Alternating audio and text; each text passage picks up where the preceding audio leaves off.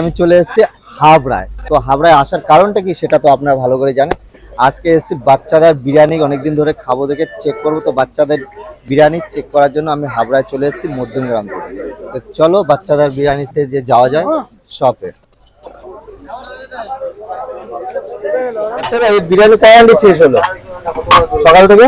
3 মনে হয় এটা 3 নম্বর। তো বসার জায়গাটা কি একটু বড় করা যাবে না? ওটা দেখলাম তো তোমার ভিডিওতে। বলো ওটা ওপেনিং কবে করছো? হ্যাঁ 3 ডে ওপেনিং কবে করছো? জুনের ফার্স্ট উইকে। হ্যাঁ জুনে। তো নতুন ওপেনিং করছে জুনে ফার্স্টের দিকে। বাচ্চাটা তো ওখানে এসিও আছে না শুনলাম? পুরো সিটিং আছে, এসিও আছে, পুরো পুরো ফাইনাল। উপরে দুতলায় হচ্ছে না? নিচে কিচেন আছে না? নিচেও সিটিং আছে? নিচেও সিটিং আছে 20 জনের মতো, আর উপরে মানে 50 জন না ক্যাপাসিটি? অল টোটাল 50 জন আছে। তো অল টোটাল 50 জন আছে। বিরিয়ানি রেট কি সেমই থাকবে না বাড়বে? কত হবে? ওটা ফাইনাল করি, এখনো ফাইনাল করেনি না।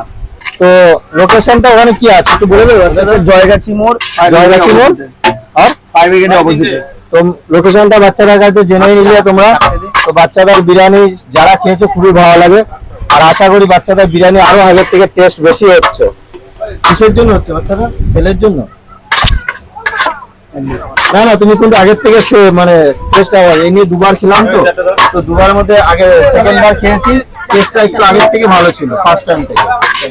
হ্যাঁ, আর কালারটাও খুব সুন্দর আসে। ঠিক আছে তো বাচ্চারা আমাদের তো বিরিয়ানি একটু খাওয়ানোর জন্য ফ্যামিলি নিয়ে এসেছিলাম। তো আসি বসো, চলো আগে আসো। কেমন আমার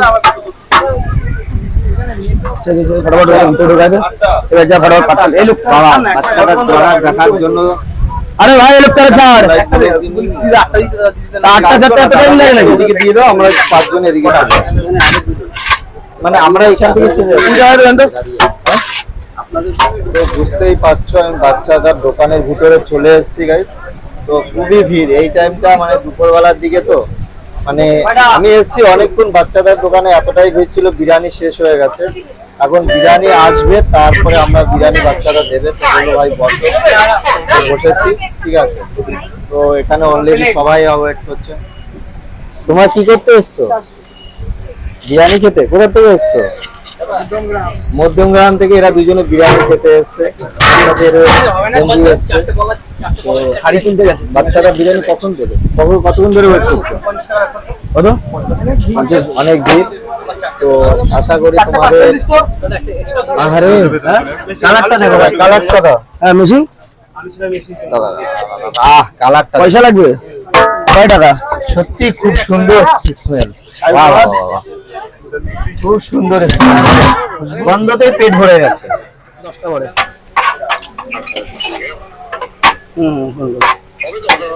হ্যাঁ হবে না কেন, আমরা ক্যাটারিং এর কাজ করি। দাদা আমরা কি খেতে পারবো আজকে? অবশ্যই। গরম খুব না? না না ভাপে খুব লাগে তাই তো? ঠান্ডা ঠান্ডা। না না ঠান্ডা কোথায়, ভাপটা বেশি লাগে বাচ্চারা। আমরা বুঝতে পারছি ব্যাপারটা। এই যে তুমি এত কষ্ট করে যে বের করো, এটাই বড়।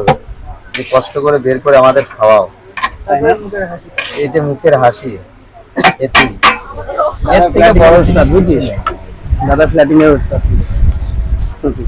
তোমার মুখের হাসিতেই পেট ভরে যায়।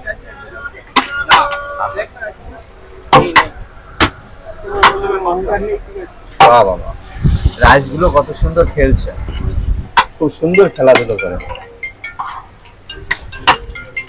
পিসগুলো কালার এত সুন্দর, অন্য লোকের কালার কালো হয়ে যায় বাচ্চারা। তোমার বিরিয়ানি চিকেন কালার এত সুন্দর হয়, গোলাপের পাপড়ির মতো।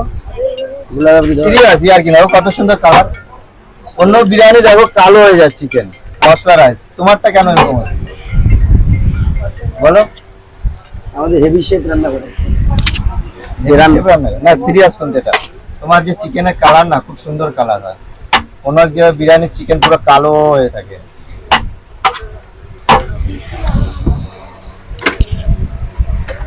চিকেনের পিস গুলো দেখো না, বড় বড় পিস। কত গ্রামের পিস? 120। 120? বাবা, জিনিসটা মনে হচ্ছে 120 থেকেও বেশি হবে। 140 থেকে 150।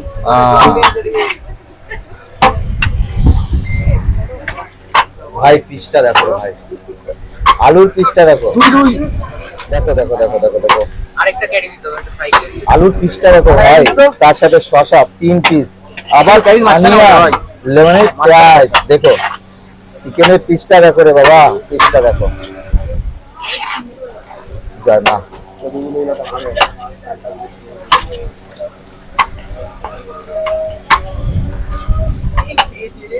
আমাকে আগে খেতে দাও, ভিডিও বন্ধ করো, পরে বলবো আমি দিব। 20 টাকা রাখতো, আর 300 রাখতো। সুন্দর গাইস, তোমরা একটু পারলে লাইক করো,